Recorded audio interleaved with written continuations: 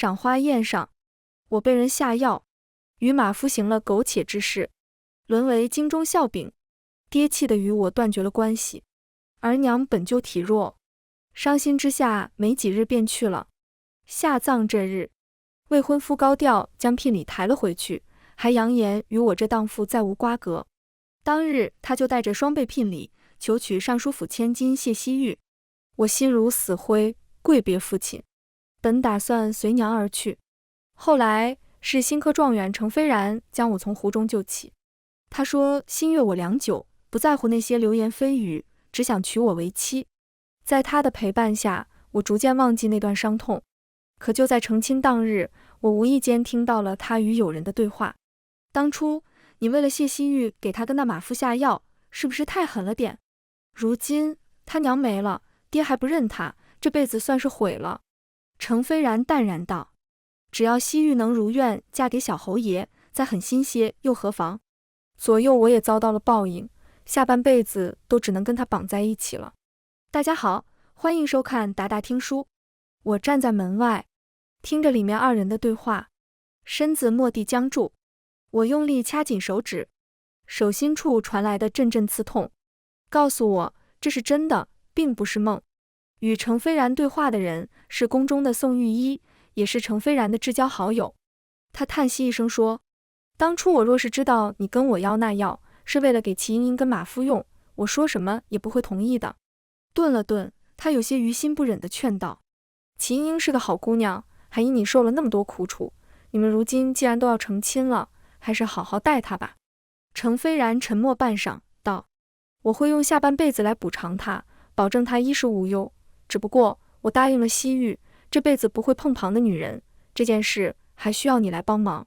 宋御医又是一道叹息，你还真是深情啊，一直等到谢希玉嫁给了小侯爷，才肯娶齐莺莺。如今又为了谢希玉不肯碰她，你就不怕她知道这件事后报复你跟谢希玉？程飞然一听到我可能会报复谢希玉，语气陡然间冷了下来。那个马夫，我早就已经派人处理了，他永远都不会知道真相，我更不会给他机会伤害希玉半分。况且他将我当作救赎，对我一往情深，百依百顺，只要你今夜帮我瞒过去，他不会怀疑的。宋御医无奈道，好吧，你想让我怎么帮你？程飞然淡漠道，你告诉他，当初他被那马夫传染上了脏病，无法根治，更不能再行房事，然后给他开服药，让他身子从明日开始就发烂长疮，形如脏病，余生都是如此。宋御医不太赞同，这样一来，他后半生岂不是都要活在痛苦之中？程飞然，无妨，我会一直陪着他。我听着他冰冷无情的话，浑身的血液仿佛凝固，凉得骇人。昨日正是谢希玉与小侯野郎彦凯成亲的日子，我也曾问过程飞然，为何要将婚约定在今日。当时他深情款款地抱着我，对我说，莺莺，我想让所有人知道，你很好，郎彦凯不娶你，是他没福分，就算离开他，你也能有个好归宿。我当时感动得红了眼圈，如今想来，真是可笑至极。原来是因为谢希玉嫁了人，他才终于死心，肯娶我了。更可笑的是，这一年来，我曾无数次庆幸，遇到了程飞然，是他将千疮百孔的我拉出绝境，让我有了重新活下去的希望。就连京城众人也都说我好命。在遭遇这种事情以后，还有个才貌俱佳的状元郎对我情深至此，哪怕我失去贞洁，仍旧毫不在意的想要娶我。可谁能想到，当初给我下药的，毁了我的人生，间接害死我娘亲的人，就是程飞然这个道貌岸然的伪君子。而他情深意重的对象，从来不是我，而是谢希玉。我死死地掐着手指，不让自己哭声泄出半分。眼瞅着屋内二人谈话结束，准备出来，我赶紧擦擦眼泪，转身回了房间。没多久，程飞然就回了屋子。他撩开我的盖头，先是遣散了屋内所有人，随后才目光深情看着我。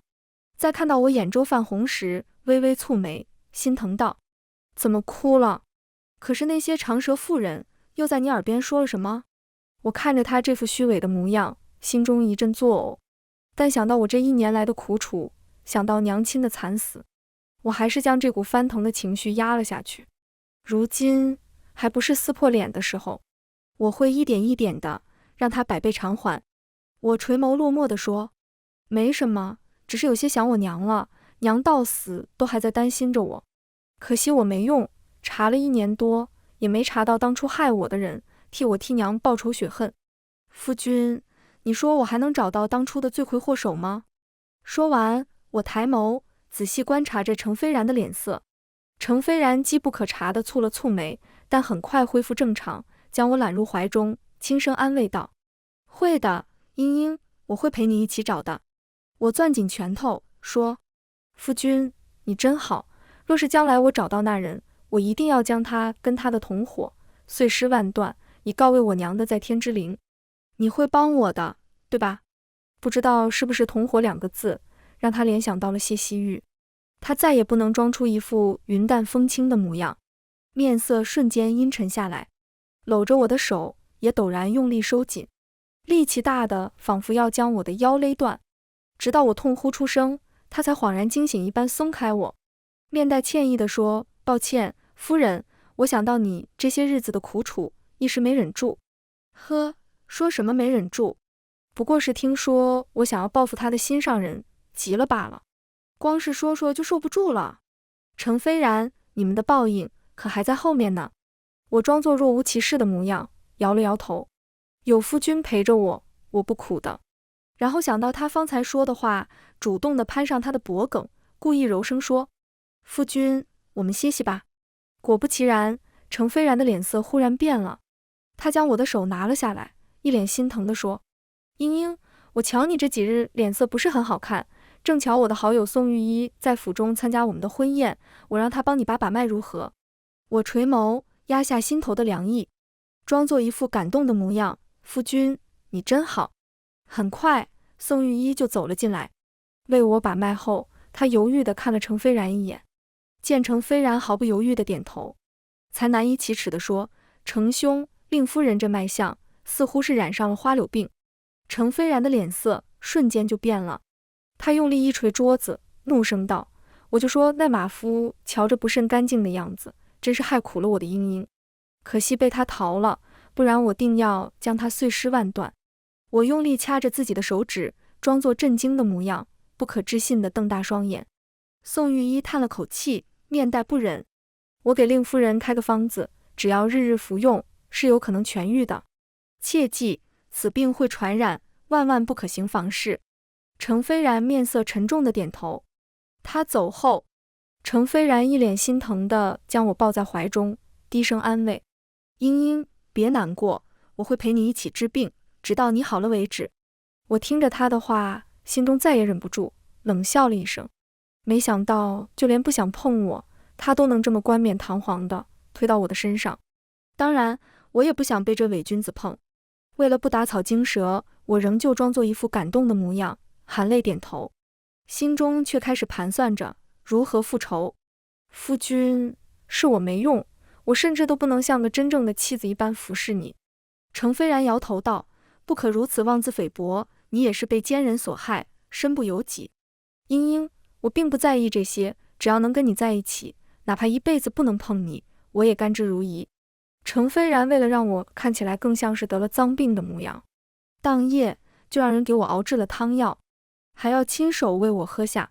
我假装含了一口，皱着脸说好苦，想要亲吻他的唇，撒娇说让他也尝尝苦味。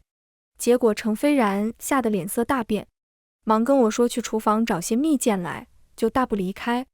我看着他的背影冷笑，原来他也怕身上长疮啊。趁着他离开，我偷偷将汤药倒进了花盆中，等他回来之时，就装作已经喝完的样子。翌日一早，程飞然便问我，身子可有觉得舒服些？我含着眼泪，难以启齿，觉得愈发不爽利了，似乎还起了脓疮。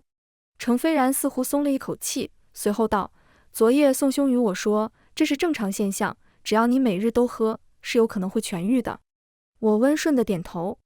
一连几日，我都同程飞然说，我身上长了许多疮，总是疼痛难忍。他心头那块大石头终于落了地，随后又安慰我很快就会熬过去的，他会一直陪着我。没几日，程飞然又以我身上长疮，怕碰到我疼为由，睡在外间小榻上，不再与我同房。我也乐得清静，一个人睡大床。眨眼间，我与程飞然已经成亲1月有余。这1个月以来，我一直派人悄悄监视着他。我爹是当朝宰相，娘也家底丰厚。虽说出了那档子事儿后，爹与我断绝了关系，但他与娘早些年给我准备了不少丰厚的陪嫁，还有不少能用的人手，在我与程飞然成亲的时候，都是尽数给了我的。反之程飞然，他虽说是状元郎，但却是出身寒门，一穷二白的，就连成亲的宅院都是我嫁妆里头的，府里的下人也大多都是我带来的自己人，所以监视他，并且我没有长疮这事，他都一概不知。很快，监视他的暗卫告诉我，今日谢希玉差人给程飞然递了信，约他下午在茶楼相见。程飞然下朝后，便满面春光地回了府中沐浴净面，随后换了好几身衣服，终于挑选了一身可心的，这才含着笑意走出了府门。我看着他的背影想，原来他在面对心上人的时候，是这副小心翼翼的模样。前脚程飞然进了包厢，后脚我便进了他们隔壁包厢。刚坐下，便听到里面程飞然关切的声音：“希玉，他对你可好？”那语气轻柔至极，似乎含着绵绵情意，是我从不曾见过的。下一瞬，隔壁有布料撕磨的声音传来，是谢希玉扑在了他的怀中。谢希玉的声音有些哽咽：“飞然哥哥，对不起，玉儿让你受委屈了。”程飞然轻声说：“不过是娶了一个被人糟蹋的女人罢了，这又算得了什么？为了你，我便是死也甘愿。”我用力捏紧茶盏，心中冷笑一声，真是一对郎有情妾有意的狗男女。隔壁谢希玉听了他的声音一顿，随后语气有些哽咽地道：“飞然哥哥，为了玉儿，你真的什么都愿意做吗？”程飞然毫不犹豫地回答：“自然。”谢希玉闻言没有说话，而是再次小声哭泣起来。程飞然顿时急了，忙连声询问他怎么了。他询问了许久，谢希玉这才哭着娓娓道来。谢希玉本是尚书府的庶女，这样的门楣想要嫁给小侯爷郎彦凯，属实是高价了。她样貌说不上惊艳，顶多算是清秀，但生了一双极为好看的眸子，那双眸子一颦一笑间，端地是一副不谙世事的小白兔模样，且又身材瘦弱，弱不禁风的，再加上她惯爱装作冰清玉洁，不染尘埃的模样，渐渐就成了京中男子心目中最为纯净的姑娘。郎彦凯曾有我这么个荡妇未婚妻，后来再找，自然是更中意谢希玉这样的纯净姑娘，而谢希玉则早就看中了郎彦凯的家世，多次抛出橄榄枝，二人很快就一拍即合，搞在了一起。郎彦凯一开始娶她，自然是满意的，可是时间久了就没那么稀罕了，况且他的出身不好，对郎彦凯的仕途没什么助力，再加上老侯夫人一直对他的出身不大满意，以及对他弱柳扶风、不谙世事的小家子做派不喜欢，所以谢希玉在侯府的日子并不好过。郎彦凯与我青梅竹马，自幼定了亲，当初对我是有那么几分真感情的。得知我与马夫的事情后，先是被戴了绿帽子的愤怒，而后又恨透了我，一气之下跟谢希玉定了亲。可男人大抵都是贱种，喜欢得不到的东西。如今过去了1年多，他倒是想起了我的好来，再加上我嫁给了程飞然，他愈发心中不是滋味，时常惦记我起来。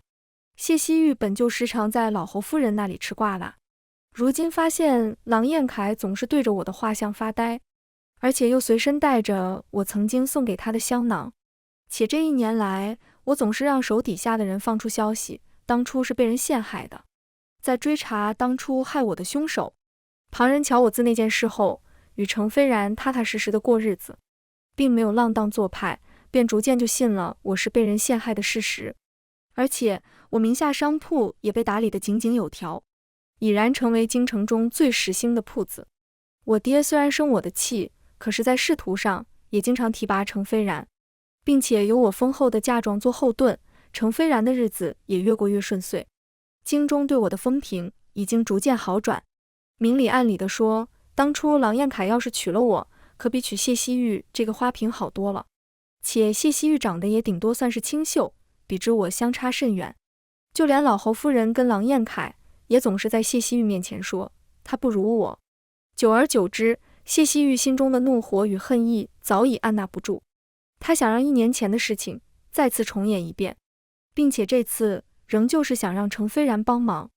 他想得很好，上次是我的未婚夫抓奸，这次成了我的丈夫捉奸，并且这次还要再多找几个男人与我厮混，彻底坐实我浪荡的名声。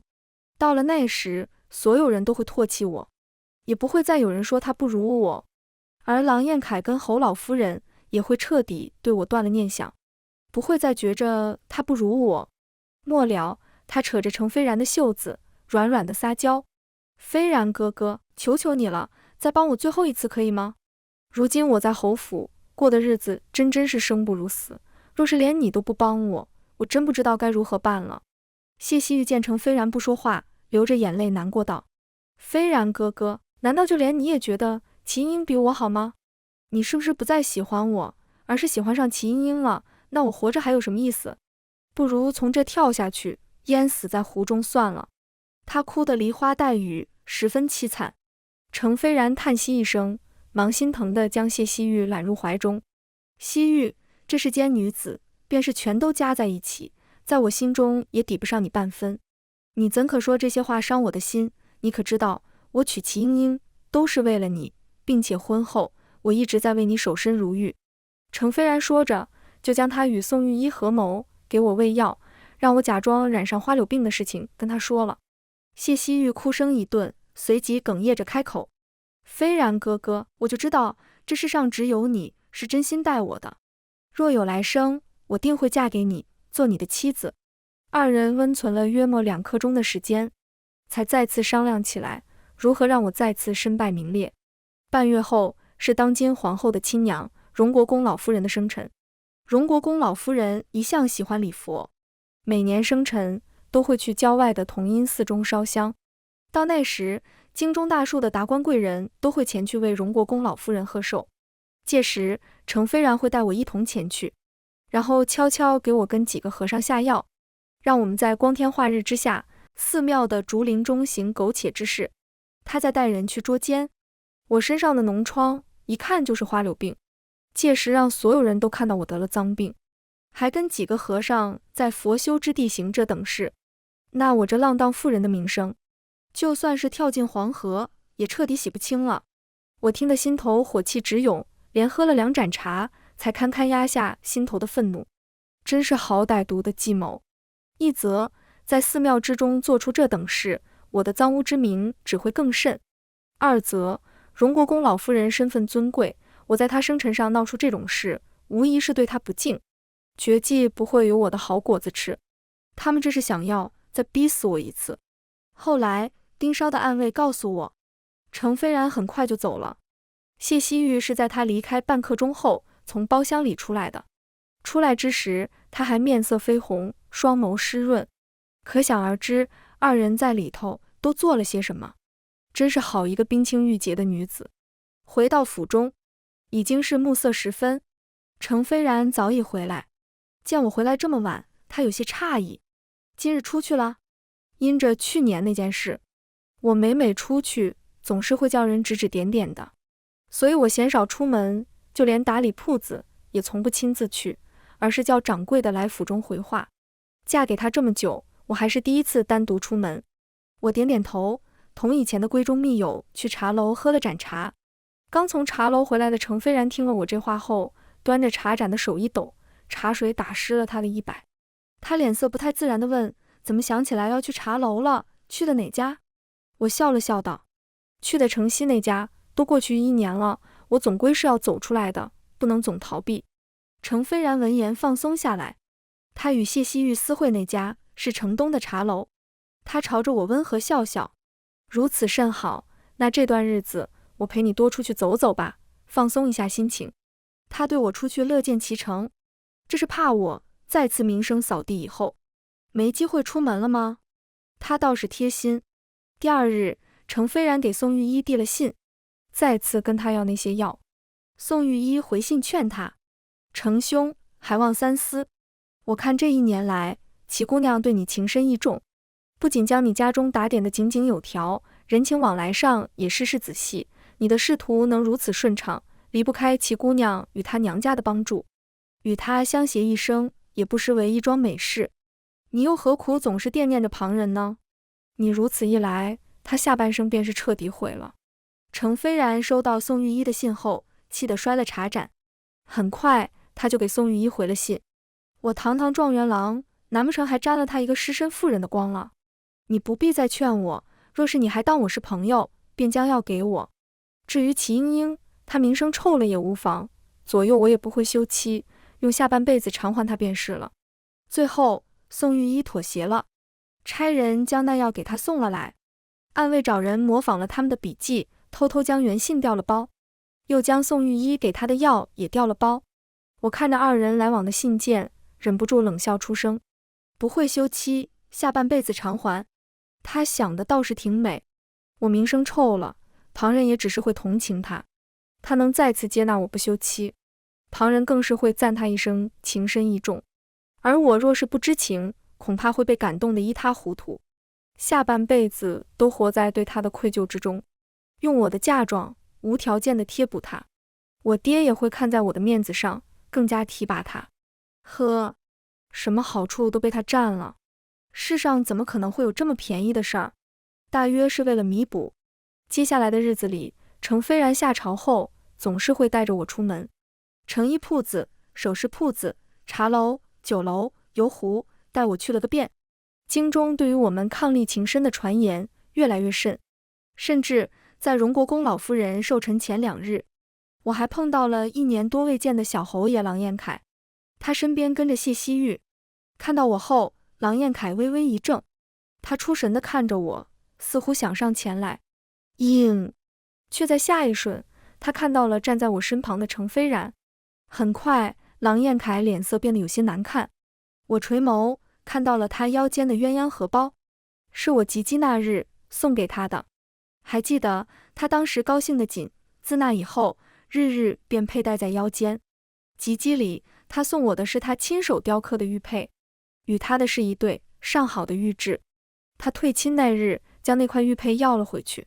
我看着荷包想，当时约莫是因着娘亲的死太过伤心，怎么就忘记将这荷包要回来了？我没再看郎彦凯，而是将目光落在了一旁的谢希玉身上。谢希玉正死死地攥着帕子，虽说极力压制，但看我的眼神还是带着几分嫉恨。我没再理会这夫妻2人，转身挽着程飞然离开。第2日，谢希玉果然又给程飞然写了信，约他在茶楼相见。恰巧的是，我跟程飞然也说好了，这日去茶楼听书。我们刚到包厢，程飞然就一脸尴尬地说有事，然后急匆匆地去找谢希玉了。暗卫悄悄跟了过去。谢希玉因着郎彦凯对我的态度，他愈发恨极了我。他找程飞然是商量明日在荣国公老夫人宴会上如何让我身败名裂。他需要程飞然保证万无一失，想让我尽快让郎彦凯咽气，他1天都不想再多等。2人商量过后，再次春风一度。暗卫在我的安排下，偷偷将宋玉一开的药下在了他们2人的茶水中，又亲眼看着2人结束后喝了茶水才回来复命。我在茶馆听了一下午的说书，也没等回来程飞然，反而等来了满脸傲然的谢希玉。他趾高气扬地走到我面前，嗤笑一声说：原来是齐姑娘啊，怎么当初那档子事儿后，如今又有脸出门了？我若是你，做出过那么不检点的事，早就一根绳子吊死了，哪里会像是现在这样招摇过市？恰巧旁边有几个认识谢希玉的男子，连忙小声嘀咕起来。这话别人说我不信，可若是郎夫人说，那我是信的。她可是全京城最纯洁的女子，绝技不会做出那种不守妇道的事情的。如果真的被人陷害失贞，也会以死明志。郎夫人一袭白裙，瞧着就纯净无瑕，也难怪当时郎小侯爷会选择她。我听说啊，她平日里在家中连跟男家丁讲话都不会，是个将贞洁刻在了骨子里的人。对啊，我听说她跟她爹都会避嫌的，这辈子只会跟自己的丈夫同桌吃饭，简直就是女人中的楷模。就是这齐英长得太过艳丽，瞅着就是一副不安分的样子，跟郎夫人简直差了108000里。我听着那些人的对话，只觉得心头好笑。希望你们明日还能继续这么说。再说谢希玉，听着他们的讨论声，面上更加傲然。他靠近我，用只有我们2个能听到的声音鄙夷道：齐英，你除了家世比我好，长得比我好看以外，还有什么比得过我的？你喜欢的男人全都选择了我，你注定一辈子要被人唾弃。还有，你以为程飞然真的喜欢你吗？你信不信我招一招手，他就能像条狗一样围着我转？说完，他直起身，一脸得意地离开。直到天黑，程飞然也没回来。暗卫告诉我，是因着谢希玉说想吃城北的糕点，他去排队买了，买完又马不停蹄地给谢希玉送了去。早已经忘记我这个娘子。眨眼间便到了第2日，天一亮，程飞然就开始催促我赶紧收拾，跟他一起去同音寺。路上，他总是时不时地看我，目光一开始有些纠结不忍，但逐渐变成了坚定。巧的是，到了寺庙前，我遇到了郎彦凯跟谢希玉，还有老侯夫人。老侯夫人看到我，便笑呵呵地拉住了我的手，与我话起来家常，却对谢希玉冷眼相待。而郎彦凯也总是出神地看着我。周围的贵妇人全都面露异样地看向这边。谢希玉的脸色越来越难看，她死死地捏着帕子，恨恨地瞪了我一眼，眼中尽是势在必得，大约是想到了我一会儿的遭遇。她的面色逐渐好看了几分，笑容也放大了几分。没想到今天齐姐姐也来了，我很是期待今日的寿宴呢。说完，她朝着程飞然的方向看了一眼。程飞然机不可察点点头，给了他一副安心的表情。谢希玉的笑容更大。是吗？我也很期待呢。晌午时分，程飞然将茶盏递给我，我喝了以后装作头晕模样。程飞然关怀地扶着我去竹林休息片刻，将我放在石凳旁，他转身离开。没一会儿，几个中了药的和尚便来了，我让暗卫将他们绑住，转身离开。片刻后，程飞然跟谢希玉偷摸来了，想先看看有没有成事，再带人来捉奸。可他们不知道，他们早已中了药，这时已经发作，而那几个中了药的和尚也被松了绑，饿狼一般朝着他们2人而去。我施施然地回了宴会上。约莫时间差不多后，便开始焦急地同旁人说我夫君不知去了哪里，开始高调寻找。而一直关注我的郎彦凯并未发现谢希玉不见，反而是跟着我出了宴会，跟在我身后，不知道想要与我说什么。因着我的高调寻找，这一幕被不少人看到了。京城贵妇人八卦兴起，也一同跟来了。最后，我们竹林之中找到了正在纠缠不清的谢希玉、程飞然还有几个和尚。贵妇人纷纷惊呼出声，然后一脸糟心地捂住双眼。跟着我的郎彦凯这才发现了谢希玉正与人苟合，脸色瞬间阴沉无比。短短不到2年，被绿了2次，可想而知郎彦凯的心情有多差。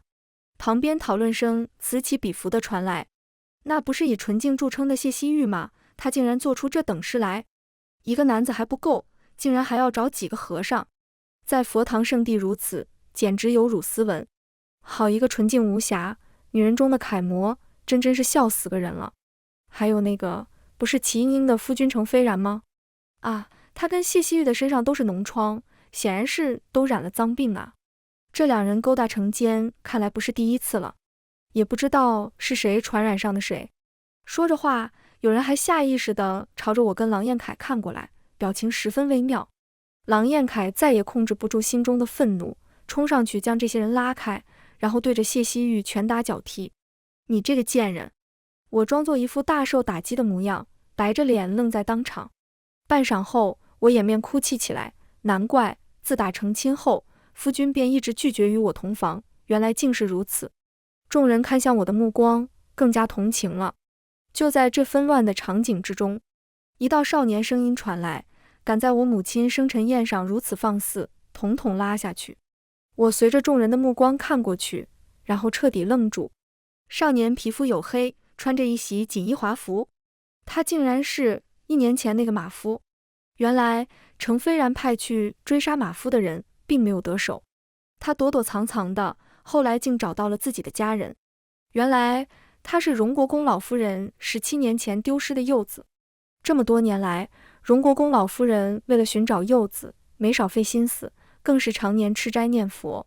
如今荣国府小少爷回来了，自然是千娇百宠的宠着。只不过他跟荣国公老夫人说了当初自己被陷害一事，他回来之后就一直没露面，而是悄悄地查当年的真相。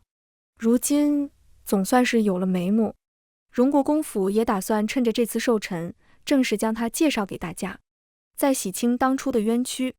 谢希玉跟程飞然清醒过来后，被裹上衣服押到了荣国公老夫人面前，二人全都是一副不可置信的震惊模样，脸色惨白，眼神绝望。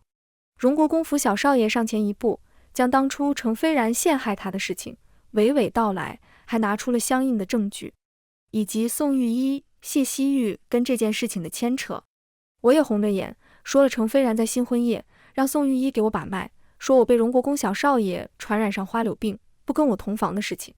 荣国公府小少爷气坏了，荣国公老夫人叫来了太医院院判，亲自为我们二人把脉，结果是身子康健，并无病症。众人再次唾骂出声。我方才分明都看到了，是这二人身上有花柳病，身上都长疮了，居然推卸到齐英英身上。我呸，简直不要脸！要说这齐英英也是个可怜人，可被他们二人给害苦了啊！说什么纯净无瑕，真是可笑啊！这小侯爷真是捡了芝麻丢了西瓜。郎彦凯脸色一阵青一阵红，最后来到太医院院判面前，难堪地请他把脉。太医院院判把脉过后，摇了摇头，说他无碍，身子康健。他这才松了一口气。随后他愤怒地看向谢希玉，当场便丢下了休书。谢希玉哭着抱住他的腿，却被他一脚踹开。滚开，你这个脏女人，别碰我！倒是程飞然这个时候仍旧对谢希玉爱得深沉，他将谢希玉心疼地护在怀中，朝着郎彦凯怒目而视。有什么你冲着我来，对女人动手算什么本事？于是郎彦凯将他打了个鼻青脸肿，他躺在地上奄奄一息。而谢希玉听着众人的话，以为自己真的被传染上了脏病，彻底崩溃，扑过去开始抓程飞然的脸。是你传染给我的，对不对？你这个脏男人，得了脏病竟然还碰我，你毁了我一辈子，我跟你拼了！程飞然愣住，他从未想过一向娇滴滴的谢希玉会对他大打出手，直到脸上被挠出了很多血痕，才反应过来。我没有脏病，希玉，我这辈子只有过你一个女人，我一直在为你守身如玉。谢希玉冷笑，你没有别的女人，难道你想说是我传染给你的？程飞然这才像是想到了什么，猛地抬头，不可置信地看向我。随后他着急地解释，希玉，我们没得病，这是我让宋兄给齐英英开的药，只要吃了就会身上长疮，形似脏病，就是不知道怎么会出现在我们身上。说完，他猛地抬起头，愤怒地看向我，你这个贱人，是你做的对不对？我没承认，而是不可置信地看向他，你为了不碰我，竟然让人给我开这种药。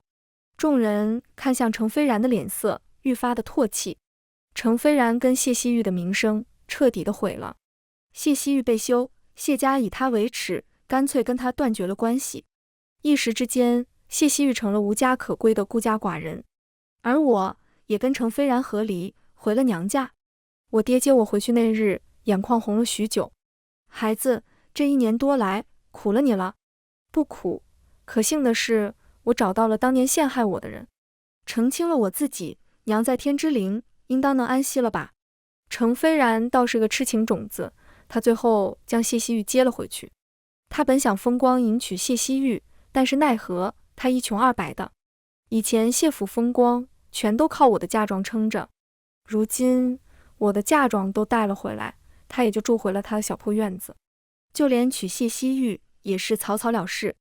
程飞然得罪了太多人，没多久就因为德行有亏被罢了官。至于当初帮他的宋玉一也被罢免。听说后来程飞然只能靠抄书养家，可惜谢希玉是个心高气傲的，哪里过得下去苦日子，开始每日跟程飞然吵架，骂他是个没用的东西。二人的日子过得鸡飞狗跳，苦不堪言。好笑的是，我后来去听书，又瞧见了那日在茶馆将我与谢希玉对比的人。这次他们一个个面色尴尬，不发一言，逃也似的离开了。回到丞相府的第2个月，我家来了几个不速之客。先是程飞然跪在府门前求见我，求见我爹，说他当初是猪油蒙了心，他知道错了，祈求我原谅他。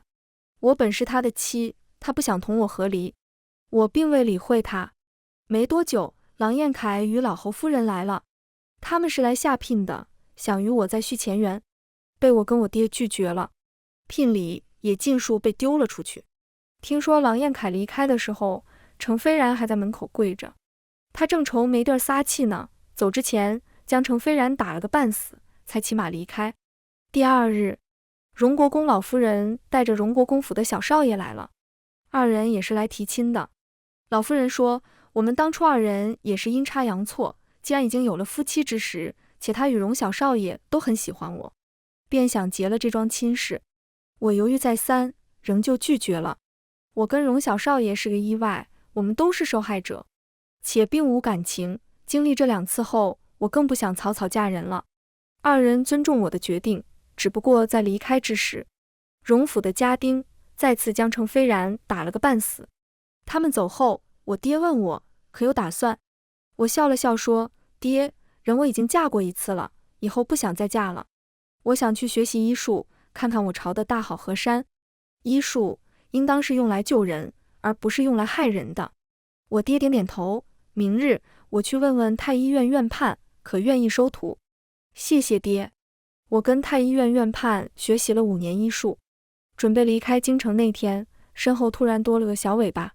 身后荣国公的小公子朝我腼腆一笑，齐姑娘，我也想游历江湖，能否搭个伴？我正要拒绝，他忽然又道，对了，说个八卦与你听，城东的程书生，他娘子爬上了隔壁王员外的床，听说如今整日闹着要和离，要给王员外当第18房小妾呢。程书生也是个气性大的，前几日竟然一气之下杀了他娘子。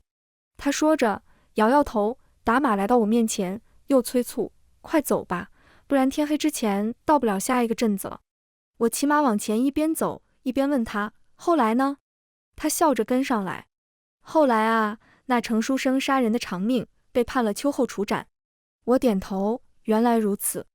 全文完，达达听书感谢您的观看，每天上新精彩小说，喜欢就订阅吧。